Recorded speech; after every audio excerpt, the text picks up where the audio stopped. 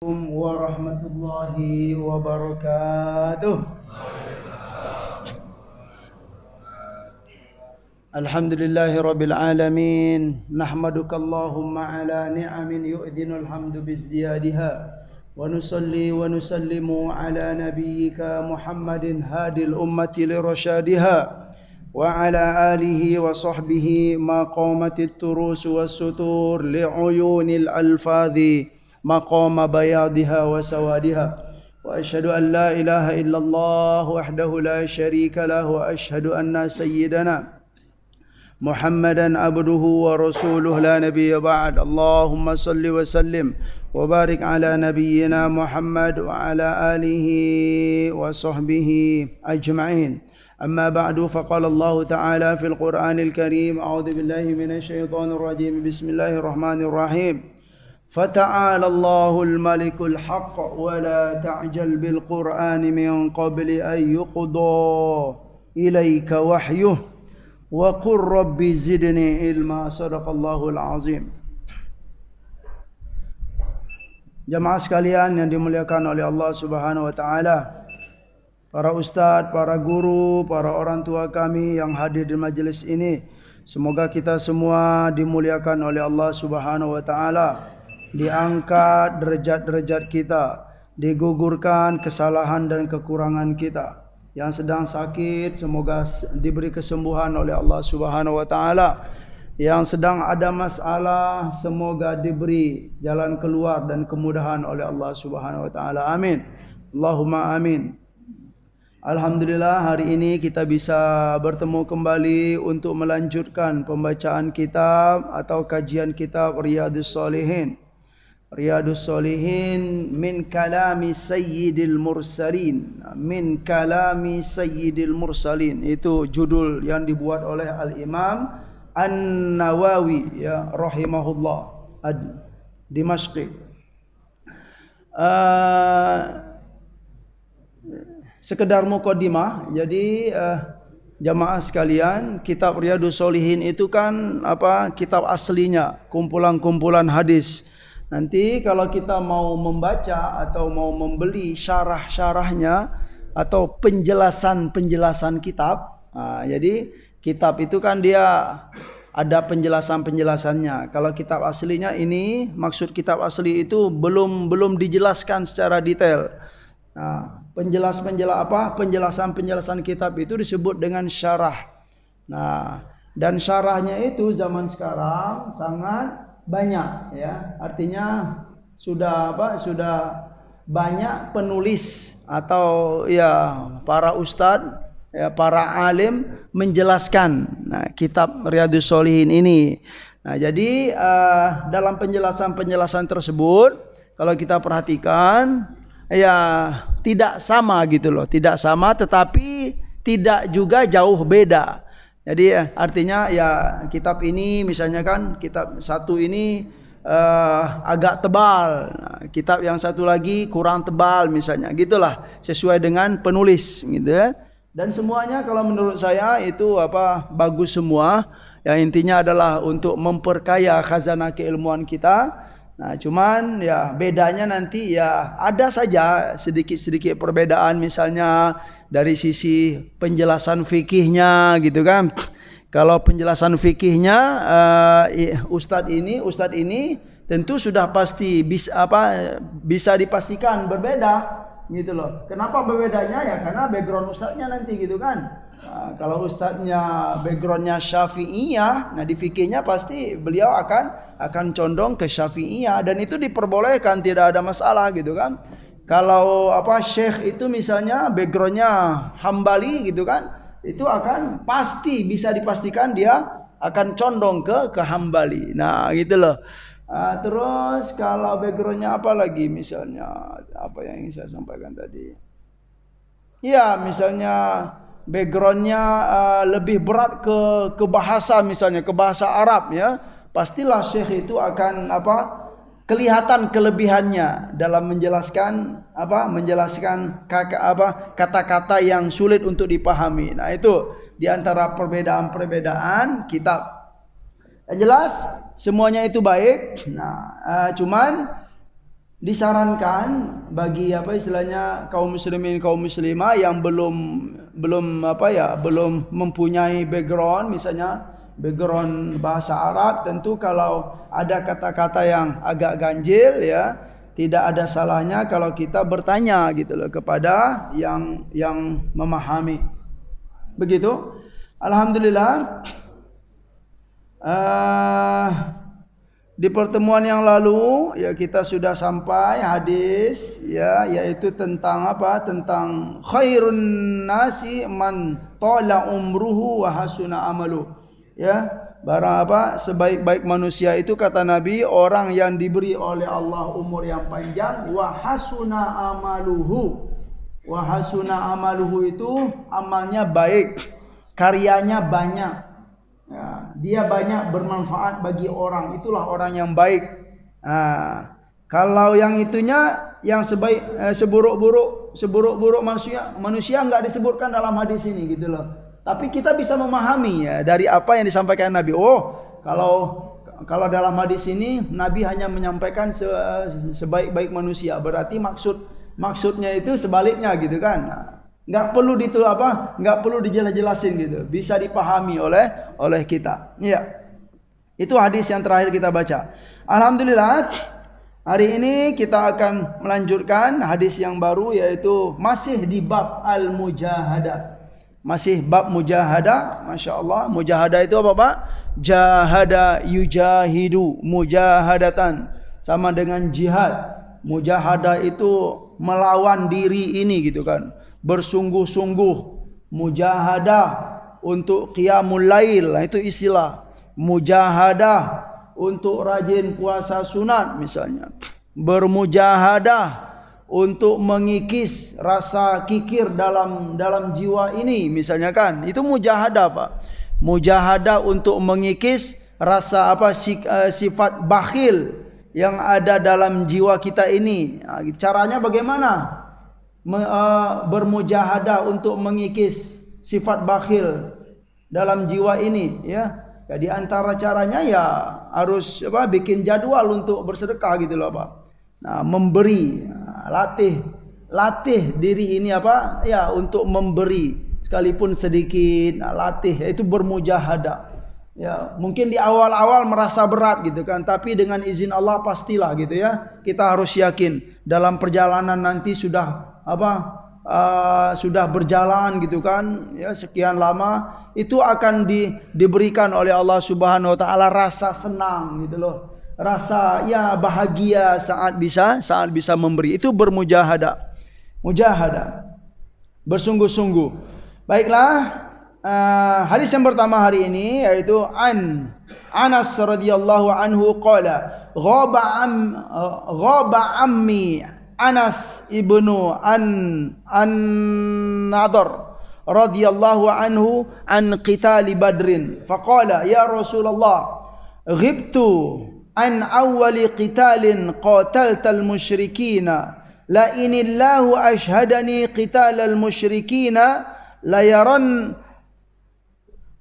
yarayanallahu ma asna. Ya. Anas ya, sahabat Anas bin Malik radhiyallahu anhu, beliau berkata, ghaba ammi ya, pamanku Anas bin Nadhr ghaba itu ghaib.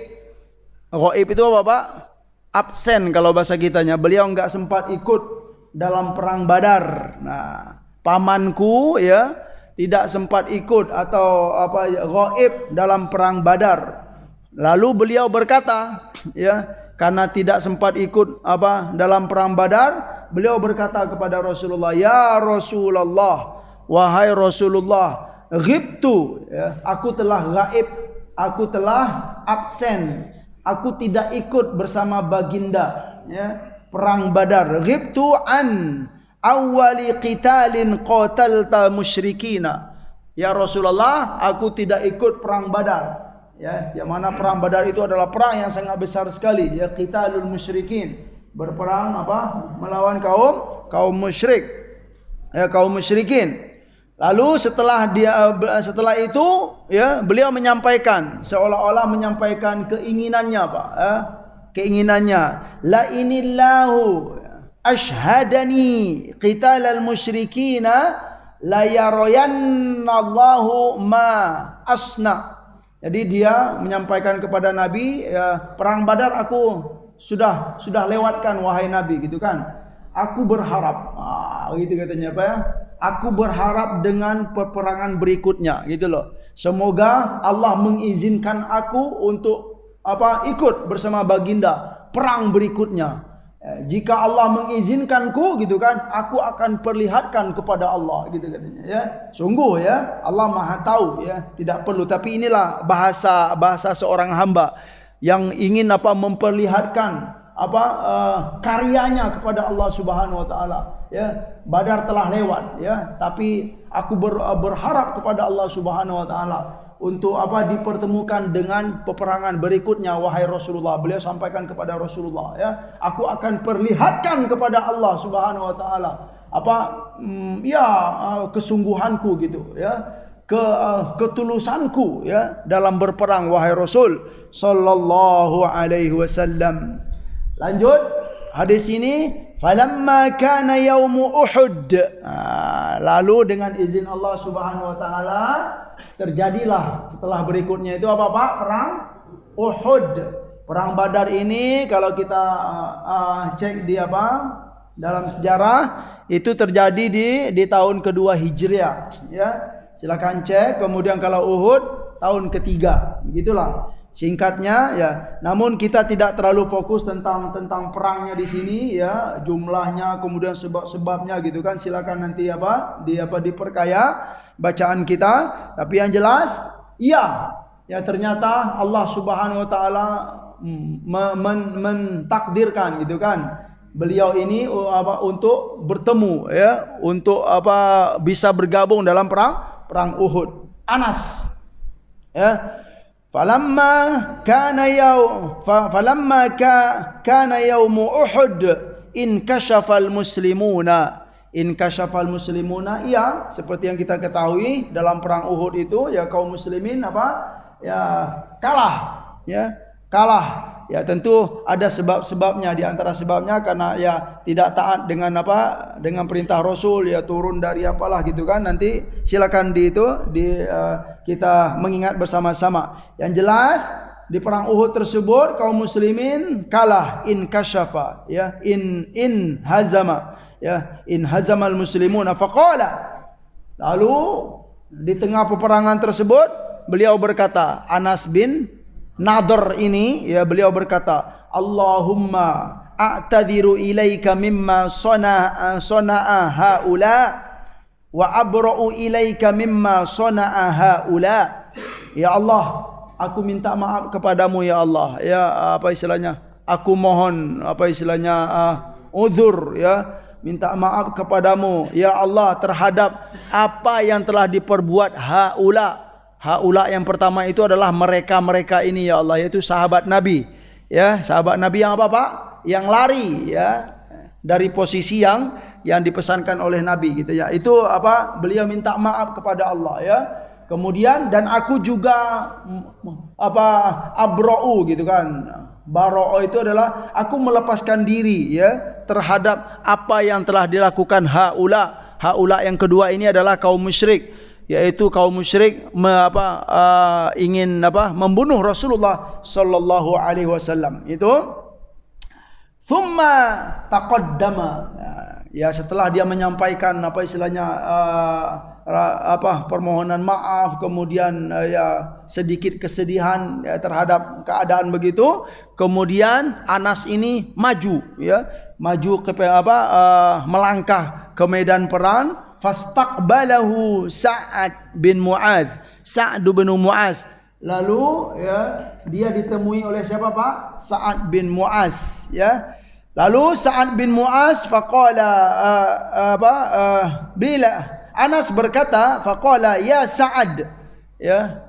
Di istilahnya ketika beliau ingin menghadap ya, bergabung ya, melangkah kepada medan pertempuran, dia berkata kepada Sa'ad, ya Sa'ad ibn Mu'az, al-jannatu wa rabbi an-nadhar, ya. Surga katanya gitu kan. Ya, ketika dia mau apa? Ya, bertempur itu, Pak. Surga ya Sa'ad, surga ya Sa'ad, ya. Inni ya, ajidu rihaha min duni Uhud. Sungguh, ya kata Anas ini, ya, aku mencium bau surga itu, ya. Yang mana posisi pada waktu itu Pak? Dekat dengan Uhud gitu kan. Aku mencium bau surga tersebut, ya. Ya Mu'az, aku mencium bau surga itu gitu kan. Ketika mau bergabung di mana, Pak? Ke medan peperangan tersebut. Qala Sa'ad, ya.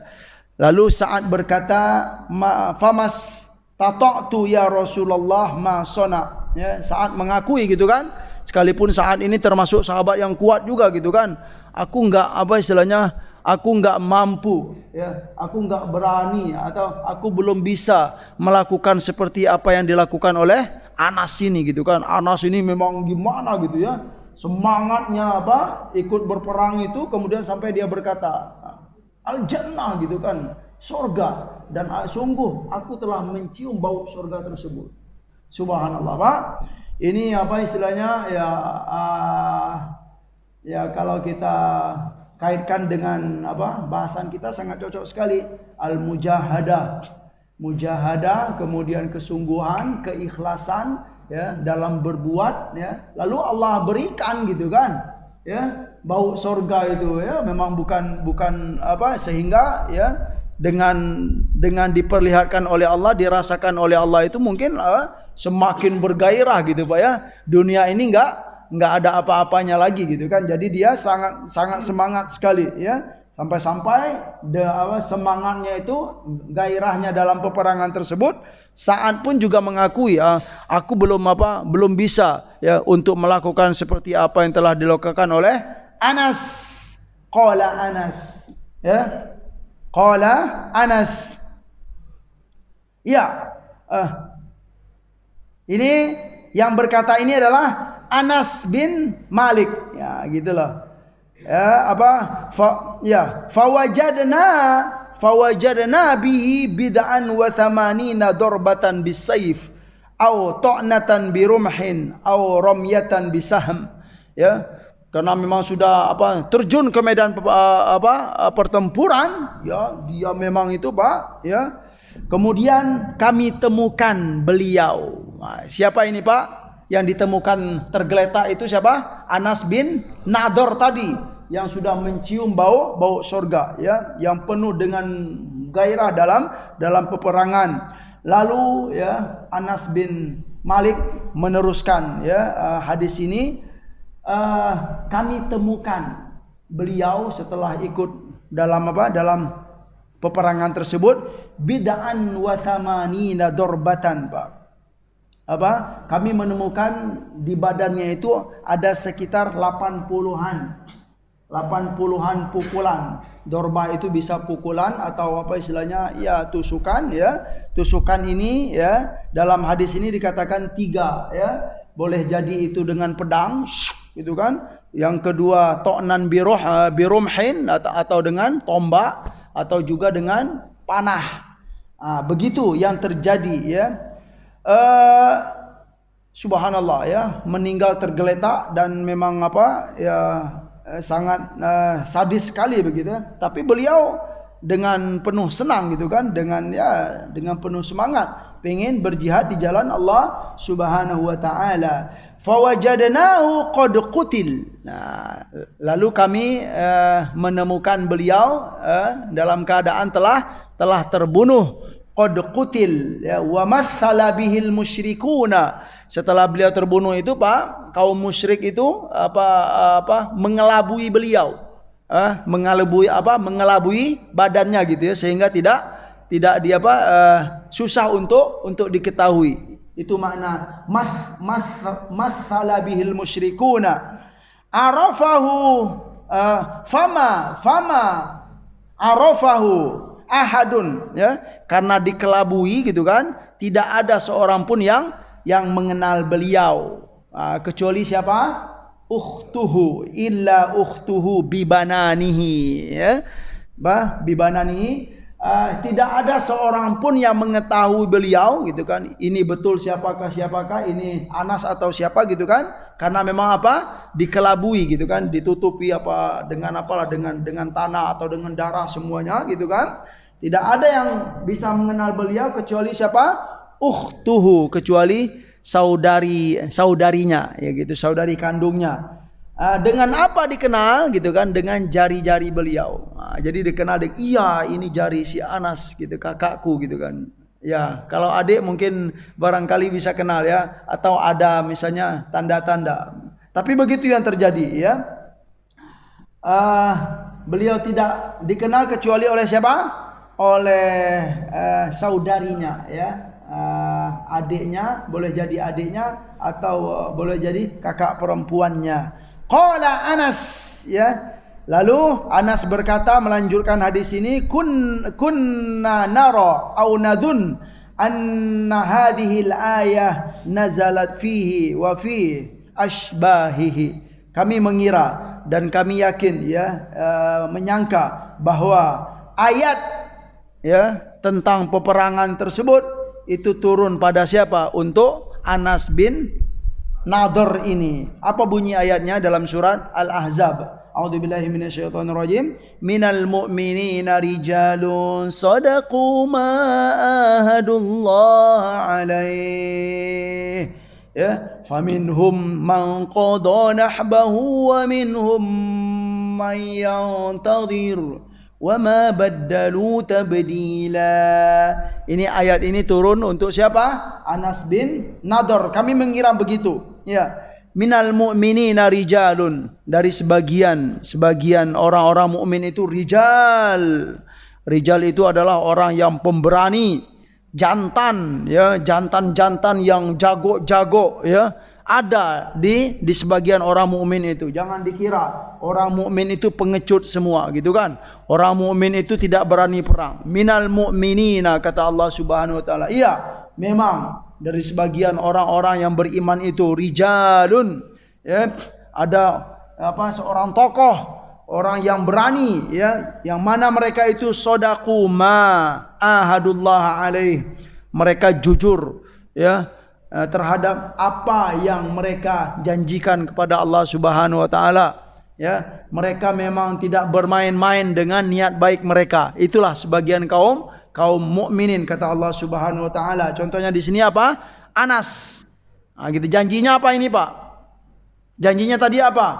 Perang Badar saya enggak ikut wahai Nabi, tapi aku berharap kepada Allah Subhanahu wa taala. Aku ikut untuk perang berikutnya wahai Nabi. Kalau Allah mengizinkanku ikut dalam peperangan berikutnya, aku akan perlihatkan kepada Allah Subhanahu wa taala. Begitu bahasanya, ya. Aku akan perlihatkan kepada Allah Subhanahu wa taala keberanianku. Nah, tapi ya alhamdulillah ya. Allah Allah kabulkan. Ternyata apa? Faminhum man qada nahbahu. Ya, sebagian orang-orang yang beriman yang telah berjanji, punya tekad kuat, ya, menyampaikan kepada Allah Subhanahu wa taala. Sebagian mereka telah menemui apa yang mereka cita-citakan. Meninggal apa misalnya, ya Allah, ya, wafatkanlah hamba dalam peperangan, ya, seperti sebagian para sahabat. Allah mengizinkan, ya, diwafatkan dengan mati syahid. Nah, kita bagaimana? Ada wa minhum man yantazir, ya, sebagian yang lain, ya, masih menunggu apa ini? Menunggu niat baik atau tekad yang telah disampaikan kepada Allah Subhanahu wa taala. Tapi ingat, ya, ada yang sudah menemui apa istilahnya impian, cita-citanya, dan ada juga yang yang masih menunggu untuk menemui apa yang diinginkan, gitu kan. Semuanya baik, gitulah. Karena apa? Karena semuanya ini adalah niat baik, ya, lillahi ta'ala, gitu kan. Bagi kita yang hidup zaman sekarang, gitu kan, ya, kalaupun kita belum terbayang, gitu kan, bagaimana ya Allah, gitu kan, ya, zaman sekarang rasa-rasanya jarang untuk ditemui seperti perang Badar zaman dahulu, perang Uhud zaman dahulu gitu kan. Ya, kalau kita merujuk kepada hadis-hadis, ya setidaknya kita berniat saja Pak. Berniat saja untuk mati syahid. Nah, berniat untuk mati syahid. Tolong diingat juga ini, ya jangan sampai salah-salah paham lagi gitu kan. Kalau kita nyebut mati syahid, ya jangan ya sampai wah ini Islam ini gitu kan, ya ajarannya mati syahid ini bahaya, ini ajaran Islam. Bukan, ya mati syahid itu jelas gitu kan. Mati syahid ya seperti konsep yang sudah kita sampaikan ya di banyak pertemuan ya. Mati syahid itu bukan ngebom sana sini ya tanpa ada dasar gitu kan. Orang yang tidak bersalah banyak menjadi korban, itu bukan ajaran Islam ya. Mati syahid itu memang atas dasar yang benar, yang dibenarkan oleh agama, yaitu apa? Perang yang ada dasarnya gitu, perang yang ada pertimbangan dan pertimbangan, bukan perang-perang konyol gitu kan. Ya, tidak ya. Jadi kita jangan salah paham atau jangan ikut juga salah paham ya. Di saat ada orang bicara tentang syahid, wah ini ustadz ini jihadis, ini ustadz ini bahaya gitu kan. Bukan begitu ya, memahami Islam bukan begitu ya. Ada baiknya kita mengkaji dahulu apa yang dimaksud dengan syahid itu gitu kan. Bahkan ada syarat-syaratnya gitu kan. Apa yang dimaksud dengan perang dalam Islam itu ya. Jangan sampai ini ya, agama Islam ini perang-perang terus ya. Sekarang kita ini bukan zamannya perang lagi. Kita itu menjaga pembangunan yang ada, jangan cerita-cerita perang lagi. Itu juga enggak itu Pak ya. Jangan sampai begitu juga memahami. Yang jelas ya, yang jelas ini yang perlu untuk kita ya untuk kita pahami dengan baik. Peperangan zaman dahulu itu pasti adanya, ya Pak ya. Ya, apakah perang Badar, perang Uhud itu masih diragui dalam sejarah? Tidak, ya, enggak ada orang ya terutama dalam Islam ya ragu terhadap kejadian perang Badar, ya, terhadap apalagi perang Uhud, ya, semuanya sudah ada dalam sejarah, ya.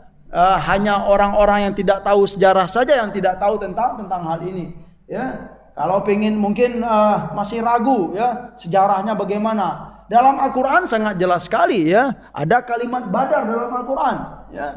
Walaqad nasarakumullahu bibadri wa antum adillah. Gitu loh. Dalam surat Ali Imran. Walaqad nasarakumullahu bibadri wa antum adillah. Sungguh Allah telah menolong kalian bibadr. Badar itu perang Badar. Ada ternyata. Nah, berarti peperangan itu ya di dalam sejarah Islam memang ada. Nah, cuman jangan sampai disimpulkan Islam itu agama perang, Islam itu agama perusak, bukan begitu. Nah, jadi memang ya semoga ya kita dalam memahami ya hal ini ya memahami dengan baik dan benar. Dalam hadis ini bisa kita pahami jamaah sekalian tentang apa? Tentang mujahadah, kesungguhan seorang hamba ya yang ingin memperlihatkan kesungguhannya kepada Allah Subhanahu wa taala. Kita bolehkah untuk berniat atau punya cita-cita mati syahid? Boleh ya. Seperti dalam hadis-hadis yang sebelumnya gitu kan. Bahkan orang yang kalau tidak punya cita-cita mati syahid rugi rasanya Pak. Nah, dan tolong diingat juga gitu kan, mati syahid itu ya setelah kita pelajari dengan detail, mati syahid itu ternyata bukan hanya dalam peperangan gitu loh kan. Mati syahid itu boleh jadi orang yang sedang menuntut ilmu itu mati syahid ya enggak Pak? Nah, kita sekarang ini misalnya kan gitu loh, sedang duduk di masjid dengar pengajian, dipanggil oleh Allah Subhanahu wa taala ya, itu bisa dikatakan mati syahid. Nah, rugi gitu kan seorang hamba yang dalam hatinya tidak punya niat untuk mati syahid atau belum pernah menyampaikan kepada Allah, ya Allah ya wafatkanlah hamba dalam keadaan syahid, rugi. Gitu loh Pak. Ya boleh jadi gitu kan ya setelah kita kaji-kaji gitu kan ya seorang hamba yang memang dari rumahnya pergi bekerja gitu kan mencari niat untuk mencari nafkah ya untuk keluarga gitu kan lillahi taala ya, meninggal di tengah jalan ya, semoga itu dicatat sebagai syahid. Nah, itu maknanya gitu kan. Jadi jangan sempit, wah ini ustadz ini ngajak-ngajak perang gitu kan. Ustadz ini ustadz jihadis ya, ngajak jamaahnya mati syahid gitu kan. Wah ini bahaya nih ustadz ini. Bukan begitu, Pak. Ya, jadi harus dipahami ya dengan dengan baik dan benar agar kita tidak ikut-ikutan ya, keliru dan salah paham tentang agama ini ya, gitu. Itu yang ingin sekali kita sampaikan. Ya. Alhamdulillah, hadis yang pertama kita sudah membaca dan bisa dipahami ya. Kalau boleh saya bertanya, hadis yang pertama ini bisa dipahami dengan itu Pak, dengan jelas? Ada yang iya, jelas ya Pak ya, tidak ada ragu-ragu. Apa Ustaz kalimat-kalimatnya sudah semua. Insya Allah bisa kita pahami. Yang intinya adalah sesuai sekali ya. Hadis ini dimasukkan oleh Imam An-Nawawi ke dalam bab al-mujahadah, sungguh-sungguh. Hadis berikutnya. Nah, hadis berikut ini mujahadah juga Pak. Tetapi mujahadahnya bukan dalam peperangan. Nah, tolong diingat. Iya memang terbukti gitu loh. Ya mujahadah itu bukan hanya perang saja. Ya Islam itu bukan hanya ngajar perang terus.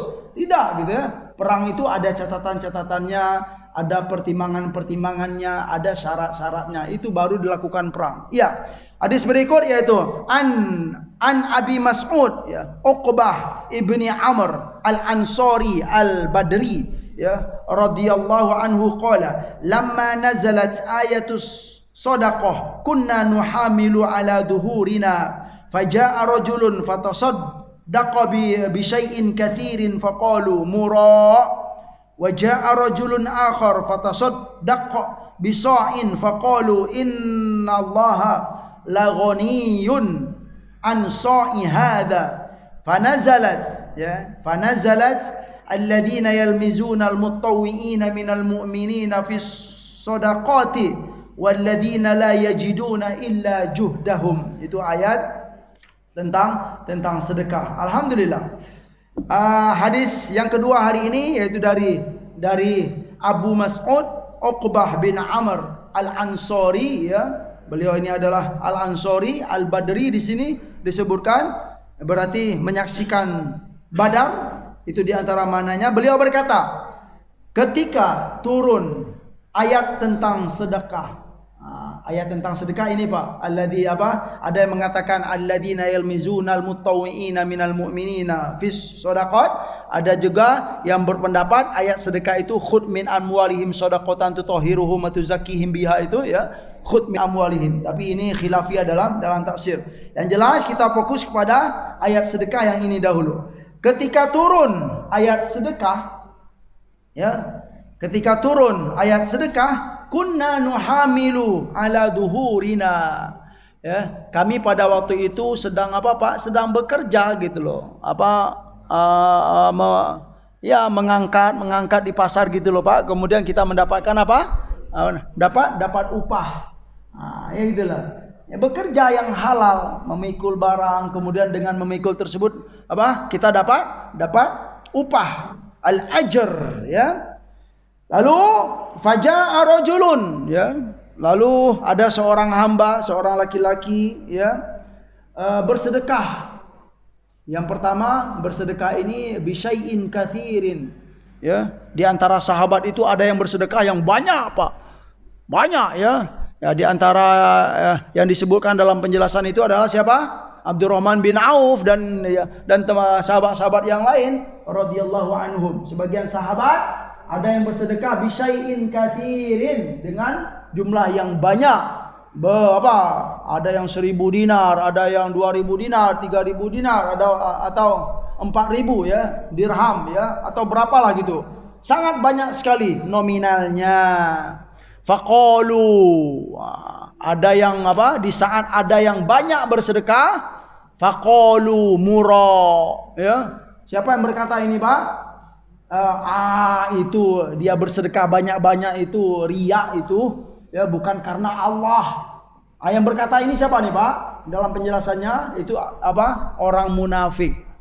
Orang munafik itu ya dia tidak senang kalau hamba Allah itu taat kepada Allah ya. Jadi di saat ada hamba Allah yang bersedekah dengan jumlah yang banyak, mereka berkata riya itu enggak ikhlas. Itu yang pertama apa ya? Wa ja'a rajulun akhar. Lalu datang pula hamba yang lain ya. Dia bersedekah dengan apa? So'in gitu kan. So'in itu ya kalau dalam penjelasannya timbangan sekitar 3 liter.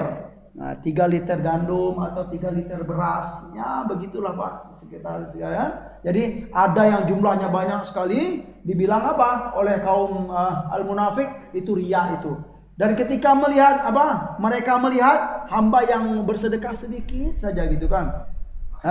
Dia berkata apa? Innallaha laghaniyun an hada. Allah itu enggak perlu dengan sedekah kamu yang sedikit itu. Ngapain kamu sedekah? Itu kerjanya Pak ya. Ya, subhanallah ya. Kalau kita dalam Islam kira-kira memandang 2 orang yang bersedekah ini, baik semua enggak Pak? Baik semua, mau banyak mau sedikit.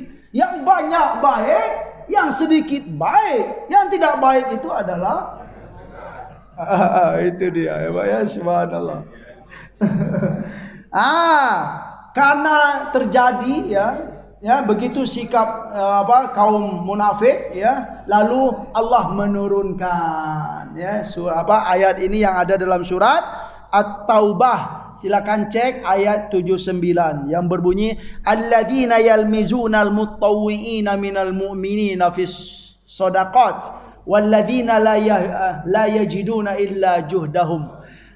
Ini Pak disinggung oleh Allah Subhanahu wa taala sifat kaum munafik. Orang munafik itu disebutkan oleh Allah Subhanahu wa taala alladzina yalmizunal mutawwi'ina minal mu'minina, yaitu orang-orang yang suka merendahkan, mengejek-ngejek hamba Allah yang bersedekah dengan penuh kerelaan minal mu'minina ya Pak ya. Ini apa? Suka mematah-matahkan. Yang pertama apa? Orang-orang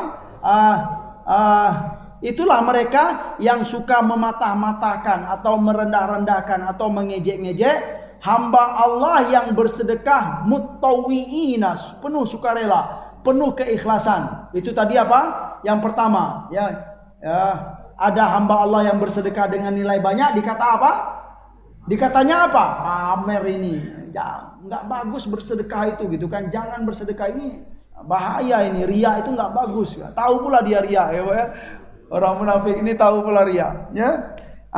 Mutawwi'ina minal mu'minina fis shadaqat ya, walladzina la yajiduna illa juhdahum, dan mereka juga suka merendah-rendahkan, mengejek-ngejek hamba-hamba yang bersedekah sesuai dengan kemampuan. Nah, itulah orang munafik. Kenapa ini hadis ini dikaitkan dengan al-mujahadah Pak? Apa Pak? Ya, pelajaran yang bisa kita petik, mau banyak sedekah, mau sedikit berjuanglah mendidik diri ini. Itu pelajarannya. Didiklah diri ini untuk apa? Mau mengikis, kalau bahasa saya itu mengikis sifat-sifat kikir yang ada dalam jiwa ini. Ya. Terserah mau banyak bersedekah, mau sedikit, yang penting ini Pak, dilatih memberi itu ya. Ada duit 5.000, alhamdulillah ya Allah, kasih anak yatim ini. Oh, ada sisa 1.000 lagi ya Allah, jadi 6.000 ya Allah gitu kan. Senang memberi. Nah, bermujahadah lah. Insya Allah dengan kita bermujahadah ya dalam bersedekah ini gitu kan, melatih diri dalam bersedekah, Allah akan berikan ya kesenangan dalam hati kita, kebahagiaan, senang saat kita memberi ya. Jangan sampai kita seperti orang munafik yang disampaikan oleh Allah Subhanahu wa taala dalam Al-Qur'an ini. Dia tidak mereka pasti tidak akan mendapatkan apa-apa ya, kecuali apa Pak? Ya, kehinaan dari Allah Subhanahu wa taala. Orang berbuat baik dipatah-patahkan ya Pak ya. Orang berbuat baik banyak dipatah-patahkan. Orang yang berbuat baik sedikit direndah-rendah. Bersedekah cuman 20.000 ya. Itu enggak ada artinya bagi Allah. Ngapain ngomong begitu Pak ya? Orang yang bersedekah 1 juta, 2 juta, dibilang riya, ya, memata-matakan. Itu jangan sampai kita seperti orang sifat kaum munafik seperti yang disampaikan oleh Allah Subhanahu wa taala tersebut. Itu pelajaran yang bisa kita petik. Masih ada waktu jamaah sekalian. Ini satu hadis lagi terakhir, alhamdulillah. Ya, hadis penutup dalam bab al-mujahadah. Insyaallah ya, dengan izin Allah kita selesai hari ini, yaitu hadis yang terakhir dalam bab mujahadah, yaitu hadis yang ke-111. Ya, saya bacakan.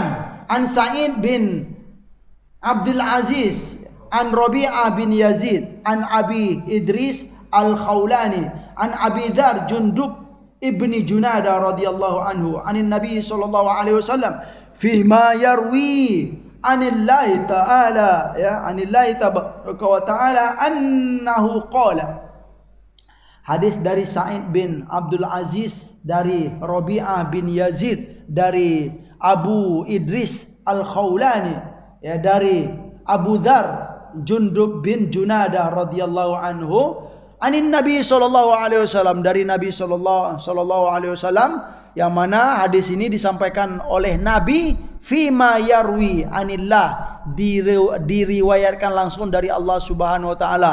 Ini disebut dengan hadis kursi. Nabi menyampaikan dengan lisan beliau, ya, wahyu dari Allah Subhanahu wa taala.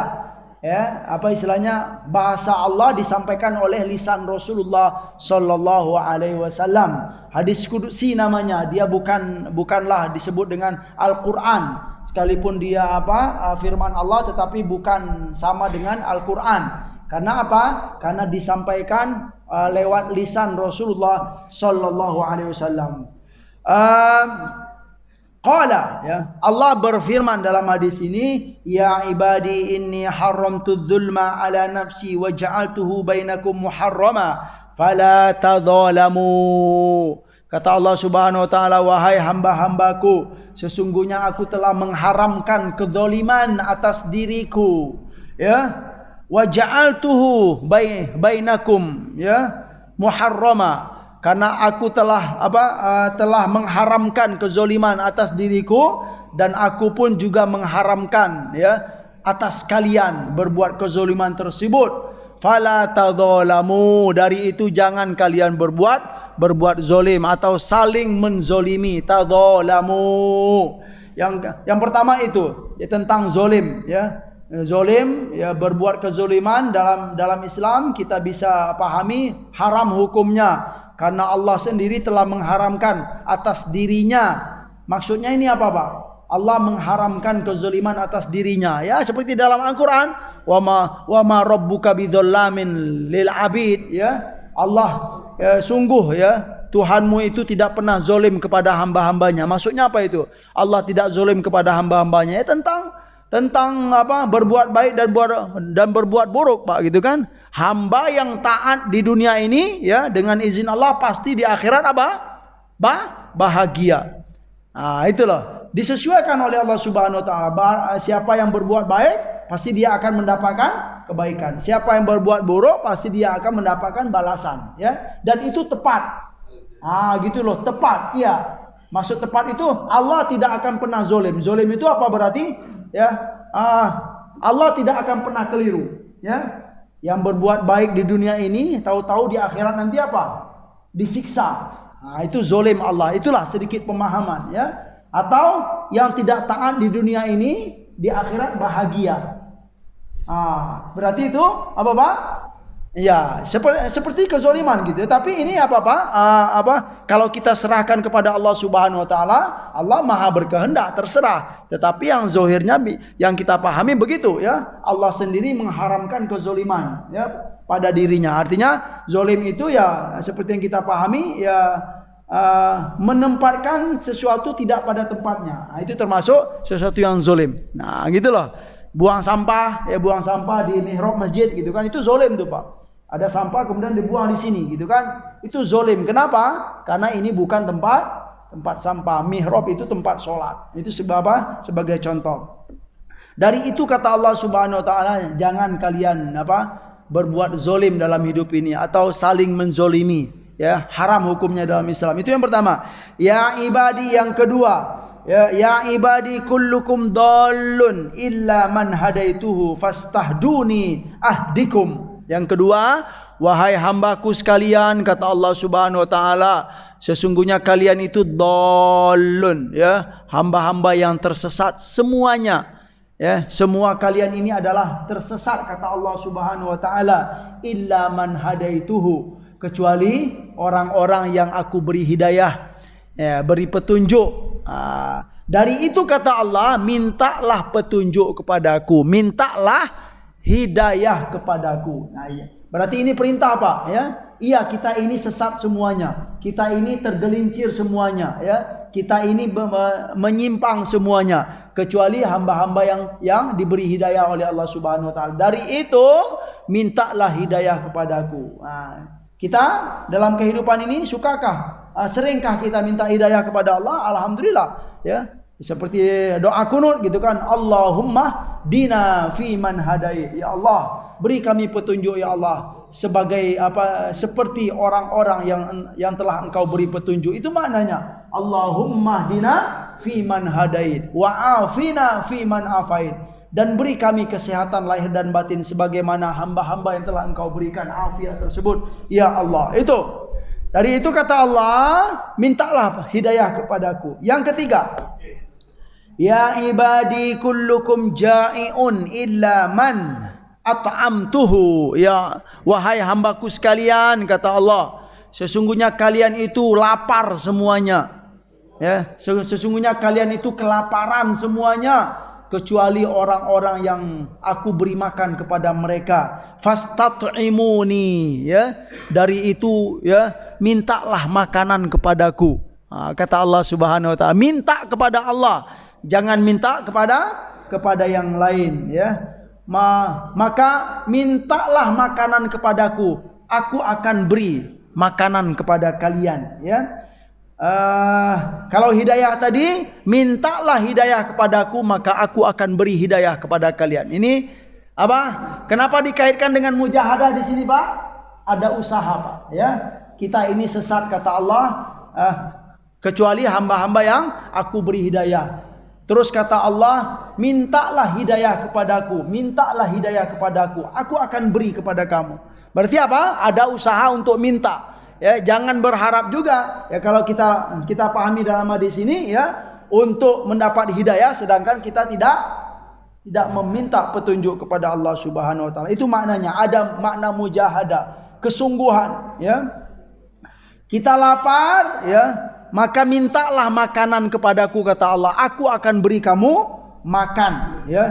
Yang berikutnya, ya ibadi kullukum arin illa man kasautuhu. Wahai hamba-hambaku sekalian, sesungguhnya kalian itu ar itu bahasa kasarnya ya telanjang, tidak ada pakaian kita ini, Pak, kecuali hamba-hamba yang aku beri pakaian untuk menutup auratnya. Lalu kata Allah, fastaksuni, mintalah pakaian kepadaku, ya, aksikum, ya, aksukum, aku akan beri pakaian kepada kamu. Maksudnya apa, Pak?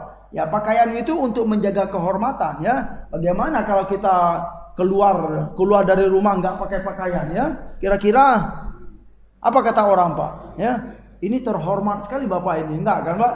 Iya kan? Orang keluar dari rumah nggak pakai pakaian terhormat, itu bukan terhormat, ya.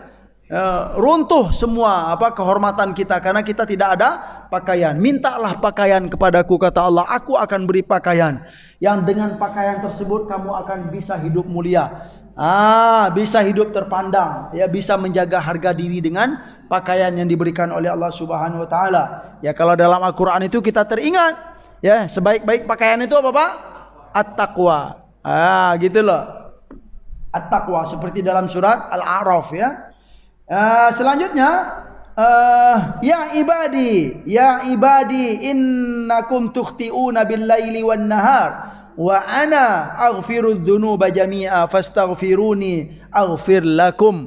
Wahai hamba-hambaku, kata Allah Subhanahu wa taala, sesungguhnya kalian itu salah, berbuat dosa semuanya. Tukhti'una, kalian itu bergelumur dosa di siang dan malam dan siang, ya. Dan sedangkan aku adalah Maha Pengampun, ya, dan aku mengampuni seluruh dosa. Jadi dia ditantang oleh Allah. Kalian itu semuanya berlumur dosa, sedangkan aku mengampun seluruh dosa. Dari itu kata Allah, beristighfarlah kepadaku, minta ampunlah kepadaku. Kalau kalian ada minta ampun, aku akan ampuni kalian. Masya Allah, ini mujahadah Pak. Astaghfirullah. Dari itu kita dianjurkan Pak, di waktu-waktu kosong kita untuk mengisi, ya, detik-detik kosong itu dengan istighfar. Astaghfirullah, astaghfirullah, astaghfirullah, astaghfirullah. Iya ya Allah, kita ini banyak salah, hamba ini banyak salah, ya, hamba ini banyak kekurangan ya Allah. Astaghfirullah, astaghfirullah. Perbanyak beristighfar, maka Allah akan ampuni ya kita. Tapi kalau kita enggak beristighfar, bagaimana itu Pak? Tentu ya tidak akan diampuni oleh Allah kalau melihat zohir hadis ini, ya. Sekalipun nanti dalam penjelasan hadis berikutnya, ya, ada amalan, ya, untuk diampuni dosa, tetapi bukan dengan istighfar, ya, dengan amalan-amalan soleh yang lain. Tetapi kalau dalam hadis ini memang mengucapkan istighfar, fastaghfiruni, astaghfirullah, astaghfirullahalazim. Ya. Subhanallah, hadis ini masih panjang Bapak Ibu sekalian. Sudah habis kayaknya itu. Pak Wendy kayaknya sudah kasih sinyal ini kayaknya itu. Iya. Iya, bahasa Pak Wendy yang saya pahami itu, Pak Ustadz, air teh sudah mulai dingin Pak Ustadz kayaknya. Baik, enggak apa-apa. Ya mungkin ya karena baru setengah kita baca, jadi saya pun juga enggak enak gitu kan, apa istilahnya, baca keburu-buru. Ya kayaknya bagus juga Pak Ustaz, kita lanjut di luar aja dulu Pak Ustaz, ya.